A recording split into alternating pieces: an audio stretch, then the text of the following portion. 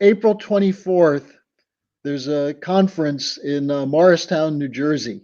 I'll be there 24th and 25th. Okay, Uh, if I'll be there. slide on your calendar. You got Uh, it. okay. All right.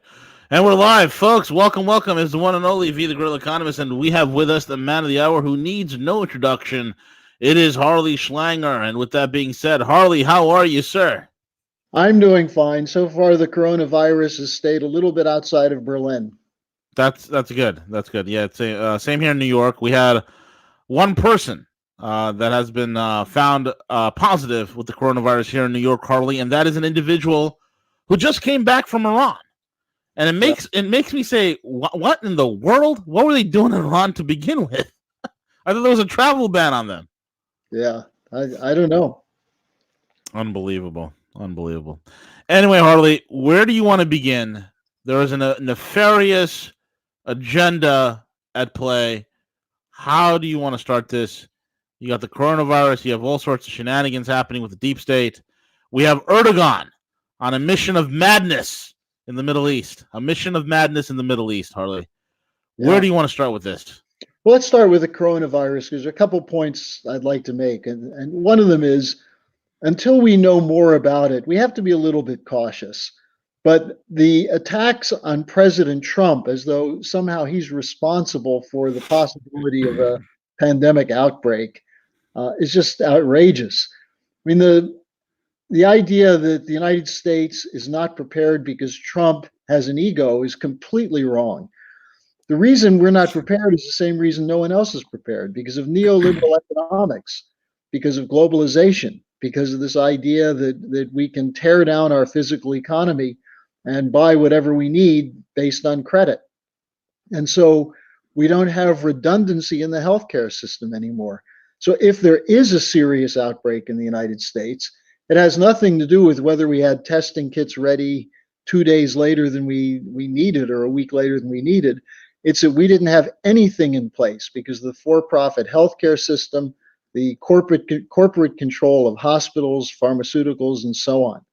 So, with that said, I think that we see part of the dirty operations to try to place the blame on President Trump and his administration, when in fact the blame goes to virtually every presidency of the last 30 years, where we've seen this shift away from economic, real economy, physical production, research and development, and so on.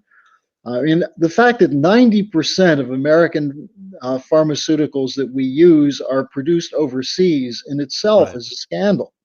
Right.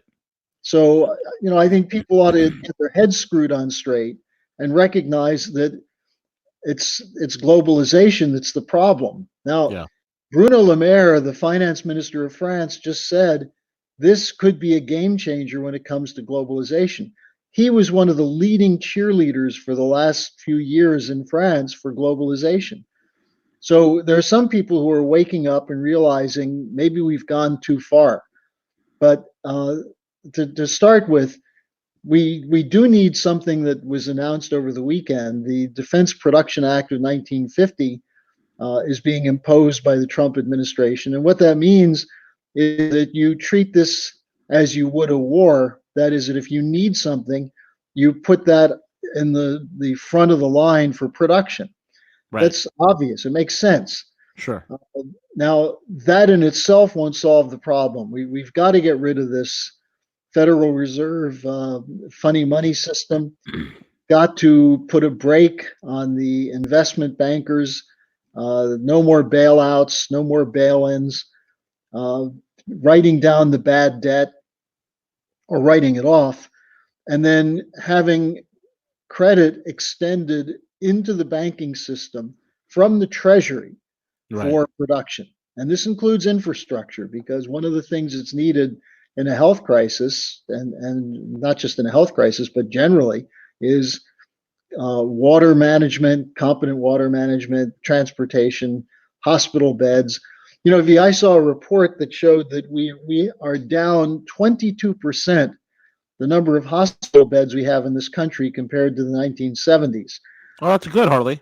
Because in the 1970s, we had 160 million people in terms of population. Now we have 315 million. So we have double the people and almost half and almost a quarter less beds. That's a good combination. Well, this is the just-in-time economy, which says that if you have hospital beds that you're not using, that's an economic loss, and It's so therefore you should stupid. get rid of them. You want And to know something? I'm a free market capitalist when it comes to pretty much everything. When I look at what's being done in terms of healthcare here, I'm not advocating for universal healthcare, but I think people need to have an adult discussion about how things are done currently. It is a disaster. Harley, the fact that right now, guess how much penicillin is produced here in this country, Harley? Just take a guess. zero, Zero. zero. Correct. Yeah, yeah. Nothing. The fact that the entire global production is hard railed into one geographic spot in the whole entire world, which is China, is the most stupidest thing. Not only that anybody with common sense would argue with, right? But it is an absolute kick in the groin to anyone who's advocating for globalization, Harley. And as President Trump said, don't blame the Chinese. We did it. We did it Yep. to ourselves. The pharmaceutical companies are not Chinese. They're American. They're British. They're Dutch. They're Swiss. They used the World Trade Organization and the free trade agreements to take advantage of the cheap labor in these countries, and they've left us without a literal pot to piss in anymore. Yep. So, and at hospitals, I think you're going to find that. So, this idea that you have to streamline and only have what you absolutely need, that's good economics, that's the kind of austerity which typifies the neoliberal model, which somehow finds spending money on hospital beds that may be needed or on water projects to protect against flooding during hurricanes or things of that sort. They find that too expensive, but they don't find a problem with $75 billion on the repo markets on a 24-hour lending basis. They don't find $60 billion quantitative easing a month a problem. They don't find $23 trillion pumped into the bankrupt banks and hedge funds after 2008. But somehow, having communities with full staffed and full fledged hospitals in case of an emergency, that's somehow economically unviable. Yeah, it's you know what it is. It's the one thing that is good about this virus, and I think it's necessary, and I think it's going to serve as a wonderful wake up call to so many people around the world, Harley. And that is this virus has taken a smooth, big, polished stone and has thrown it with such vigor and force into the glass house that is globalism, that is literally shattering it. I mean, the elites for so many decades, Harley, have gotten away with this nonsense. Why? Because every single one of their decisions, they never had to live nor feel with the ramifications of those decisions. And now it's coming home to roost. I mean, we have the Pope right now coughing and sneezing and hacking his way through life at this point. How many more elites are going to get this virus? I would like to know. Well, there's a famous short story by Edgar Allan Poe, The Mask of the Red Death, about the oligarchs at the time of the bubonic plague gathering at a castle which they thought was safe to have their carnival while the plebeians were dying in the streets in the village below. And all of a sudden they discover that one of the celebrants is wearing the mask of the Red Death. It's the plague has joined their carnival. Right. And I think, these are the same people who think they could probably survive a nuclear war. Now, by the way, V, there's some very interesting news also coming from the Trump administration on the nuclear danger. And I'm not talking about nuclear energy, but nuclear war danger. The president over the weekend announced that he is prepared to have a summit with the so-called Permanent Five of the UN Security Council, US, China, Russia, France, and United Kingdom. This matches something that Putin called for a month ago when he said that it's necessary to address the strategic crises on the planet, and you need the major powers to do it. Now, Trump is saying, let's start with nuclear disarmament. And this, of course, is what he and Putin tried to discuss at Helsinki when the Russia gators and the mainstream media ridiculed Trump Sure. and attacked him for talking to Putin, when the two of them were having a very profound discussion about how insane it is for the US to spend $750 billion primarily on weapon systems and wars that do nothing to protect our nation, No. when we need Right. that money for what we were just talking about: health infrastructure, general platforms of infrastructure, education, and so on. So the fact that Trump has responded to this, and of course, you may remember back on January 3rd, right after the Soleimani assassination, Helga Zepp-LaRouche issued a call for a meeting between Putin, Xi Jinping of China, and Trump. So I think this idea of a summit of the five leaders is absolutely timely and crucial, because among the other issues they should take up is reconstruction for the war-torn, war-ravaged sections of the Middle East, and Yep. also to take up this new threat coming from Turkey to essentially push to the point of possibly going to war with Russia, which would be insane. What And then, is look? I understand, Harley, that Turkey's economy is in shambles. They're not doing too well. What is the Mad Sultan? What is he doing? Like, what is his end game? It's past the point of retarded at this point, Harley. well, it's hard to know because he's not getting encouragement from President Trump. NATO had an emergency summit after there were 30 something Turkish soldiers killed. And why were they killed? They were embedded in Al Qaeda and ISIS forces that Right. were fighting the Syrian army. Correct. And an airstrike was called in on that unit, and it included Turkish soldiers. So Erdogan is like the classic case of the uh, young boy who kills his parents and throws himself at the mercy of the court because he's an orphan. Yeah, exactly. Erdogan created this crisis. I think he thought he could force NATO to back him. Now he's threatening to unleash a new wave of refugees on Europe.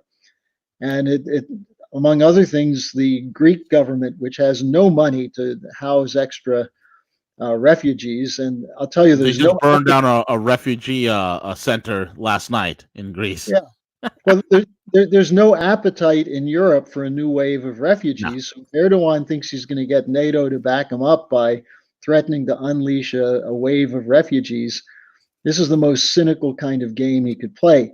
Now, on the other hand, he's heading to Russia in a couple of days, and I think Yeah, Putin are going to have a very the 5th, if intense I'm not mistaken. discussion, and I think Putin and Trump are going to talk before that. And then the other potentially destabilizing factor in the region is the Israeli election, Right. where it's apparent the Israelis can't tolerate either Netanyahu or Gantz. But those are the only two choices. It's sort of like Buttigieg or Bloomberg. Yeah, it's I don't know if it's Buttigieg or Bloomberg or Buttigieg and Biden at this point. Well, the three Bs, you can throw them together, and you might as well dump in the fourth B, Bernie, and you Mm. see what a flaming mess the Democrats have. Oh, So I they're think, about to implode. to go back to this point, one of the topics of such a summit would be, since the Chinese are willing to move in and invest in rebuilding infrastructure, presuming we take care of the protection of populations from a spread into a pandemic of the coronavirus, the Chinese have the manpower, the will, and the money to fund such a program. The Yep. Russians would support it. Yep. The Europeans are going to be forced to get on board, because the threat from Erdogan is, if you don't rebuild this area, you're going to have a permanent pool of refugees. So one of the things they can take up at such a summit would be coordinated activity on the coronavirus, but then more importantly, getting out of the present insane neoliberal central bank bailout system and figure out how nations can cooperate for physical economic development. Yeah. And so the irony that you were pointing to is that a virus is potentially causing people to rethink their assumptions. Now, I don't think Bloomberg's going to rethink his assumptions. I don't think the Queen of England's going to rethink her assumptions, or Macron. But I think the population, without even knowing everything about what's going on, people are fed up with being told that they're stupid and they just have to go along. And look, we see that in the Democratic Party. I would say, from the experience I've had and from the reports I'm getting from our organizers who are going to some of these rallies, that at least half of the people at Bernie Sanders rallies are there not because Bernie's so charismatic or because they're committed socialists. It's that they see Bernie as a way to hit at the Obama Hillary Clinton leadership of the Democratic Party. Yep. So you have an insurgency. And this is what Trump is encouraging. He just put out another tweet today that Buttigieg dropping out is designed to take the nomination away from Bernie. And he's saying, don't let him Absolutely. do it, Bernie. Yep. So, I think we have to look at this thing as something more than Bernie and his alleged socialist agenda. And I'm not even sure he's clear on what the hell he means by that. But what is clear is that people don't like Hillary Clinton. They don't like Obama. They don't like the paternalistic leadership that the Democratic Party has, that's been put in charge of the Democratic Party or has taken charge of the Democratic Party. Sure. Takes the African American voters for granted, Hispanic voters for granted, gay voters for granted. And what it takes for granted most of all is that people are more identifying with the narrowest particular identity interest than they are with a national mission. Correct. And that's what's needed right now, is to look at this as an opportunity, the coronavirus as an opportunity to restate what our national mission should be and to use the unique capabilities we have of the American system to work with other nations to protect themselves from not just this, but other natural disasters and to put an end to war. And in that case, one other point, there's so much going on, but the decision by Trump to sign an agreement with the Taliban is really significant. And you Huge. have the usual suspects, the war hawks, going nuts over it. The Taliban isn't guaranteeing anything. Well, of course not. The thing Trump's trying to do is make sure that we end our involvement in a In the war. longest war Yeah, in U.S. history, right? and one of the most disastrous wars, one you cannot win. No. How could our generals not have noticed that with everything Russia did in Afghanistan, they couldn't win? Yeah, hubris, Harley. Hubris. Afghanistan is the graveyard of empires. Absolutely. And why is that? Geopolitics. Because the British in the 19th century, the middle of the 19th century, were engaged in what was called the Great Game. And Yep. what was that about? Protecting India from possible incursions through the Khyber Pass and through Central Asia. Mm-hmm. And that was because the British were convinced that Tsar Peter's demand for a warm water port meant that the Russians had it in their genes that they wanted to go through the Khyber Pass and get to the Indian Ocean. Correct. And so many young Brits, as well as Russians, lost their lives and their bones were bleached on the parched plains of Afghanistan. Yep. Absolutely right. And even before that, you've had who else has tried? You have Alexander the Great has tried. Didn't work. Right. Yeah. I think Napoleon had a little incursion in there, if I'm not mistaken. But yeah, unbelievable. I'm glad it's over. Afghanistan in the 13th and 14th century was a relatively prosperous area. Yes. It was a transit crossing for the Silk Road. You had astronomers, you had a fairly elaborate coinage system, and all of this was destroyed by the colonial empires. And so I think what we're looking at with the collapse of globalization is hopefully the end of the idea of colonial empires. And what's the only alternative that works to a colonial empire? It's the American Republican system, the American economic miracle, which was wrought by physical economic policies of the founding fathers. And this is something that I think is really important for Americans to understand. The slandering of Alexander Hamilton as a Federal Reserve type central banker was a deliberate operation by the people who killed him. Mm. Aaron Burr was working for British financial interests when he killed Hamilton in a duel. I believe the pistol that was used in that duel by Burr is in it's either Jamie Dimon's office or Goldman Sachs's office. That's disgusting. You have the British wanted to get rid of Hamilton because his national banking system was not private central bank. It was a bank controlled by the Treasury and the Congress at a time when the Congress was much more reflective of the interests and needs of the American people. And now that we've had such a distance created between the American people and our elected representatives, the Congress is bought totally by these central bankers. And so many people confuse the Hamilton National Bank with the Federal Reserve or the Bank of England. But it wasn't. Go read your history. Read Hamilton's 4 reports that were written directly with George Washington. When people say, well, that Hamilton was British, hell no, he was Washington's adjutant in the War of the Revolution. He was on the battlefront against Cornwallis in Yorktown. He was one of the key people in putting together the economic policies based on discussions with Ben Franklin and George Washington. And his opponent was Thomas Jefferson, who didn't want the country to industrialize. He wanted us to be a rural agrarian economy. And if you don't understand these things from American history, study them, because so much damage has been done by the slander of Alexander Hamilton. Just as an example, as the slander of Lyndon LaRouche or the slander of Donald Trump. Yeah, absolutely correct, Harley. You're right about that.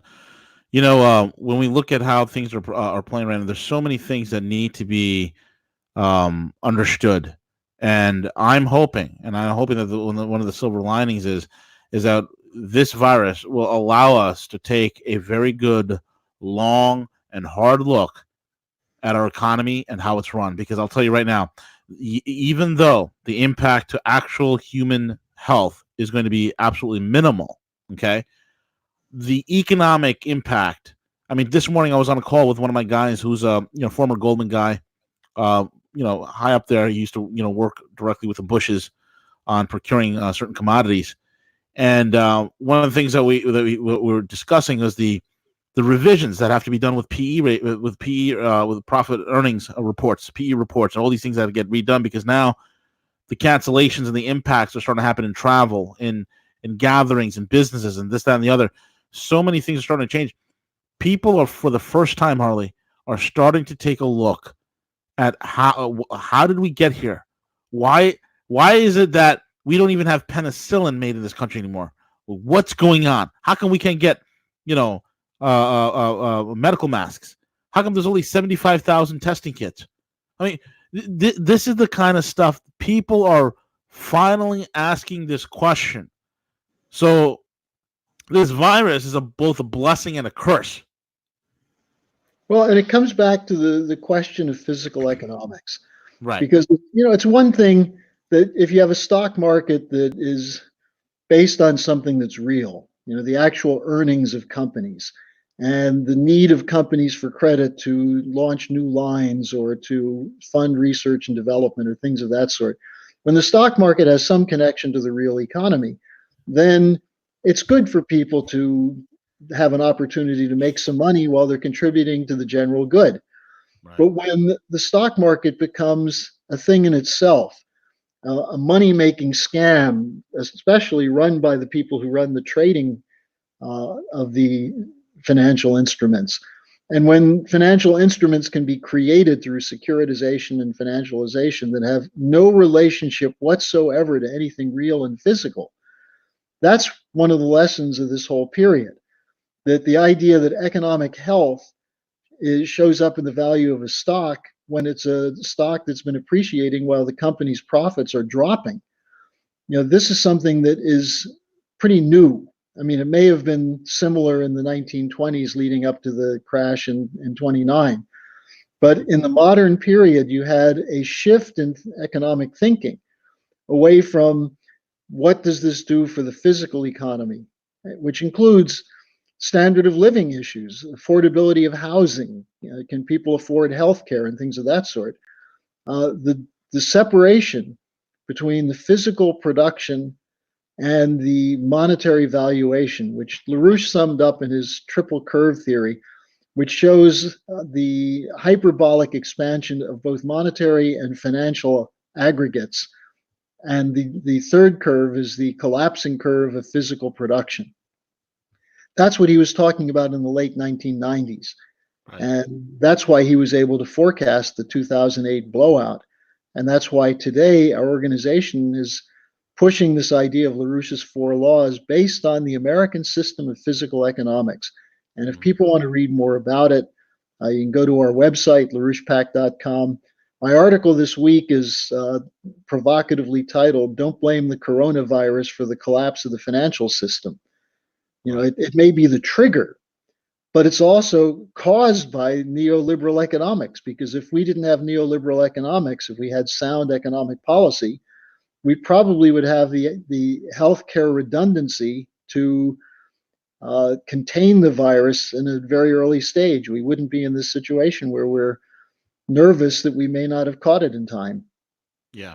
The fact of the matter remains, there's because of the very long incubation period of this particular germ, a lot of experts are thinking that this thing has been running rampant for the last 6 weeks in the United States, particularly in the West Coast. And we don't know exactly how far nor how wide the spread has been, is because so many people are just asymptomatic at this point, and we're going to start seeing those numbers double and triple.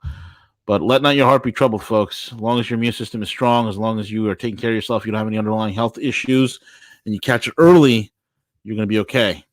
And if you're under 9 years old. Yeah. And if you're under 9 years old, you should be fine. Absolutely. Yeah. Harley, what else is on your radar, and any closing comments, sir? Well, I would like to call your members' attention to a really excellent presentation that was done on Saturday, which is now available on larouchepac.com, of Bill Binney and Kurt Wiebe, two of the most important whistleblowers of the National Security Agency Cyber Warfare Division. Binney was the former technical director of the National Security Agency, and they spoke at a LaRouche PAC conference in New York City, along with Mike Billington, who is a LaRouche associate who was given a 99-year jail sentence, which was fortunately reduced. But as part of the Mueller attack, the Get LaRouche Task Force in the 80s. But the three of them went through what the shadow government has been about and how we can defeat it. And it's very uplifting, even while it's extremely informational, useful information from Binney on who was really Guccifer 2, which he says is a CIA operation, that there was no Russian hacking. It was an inside job with a disk drive or thumb drive or something of that sort. So if you get a chance, go to larouchepac.com. It's very prominent. Just type in Bill Binney. And the title is Rescuing Our Republic from the Security State. Excellent. Very well said.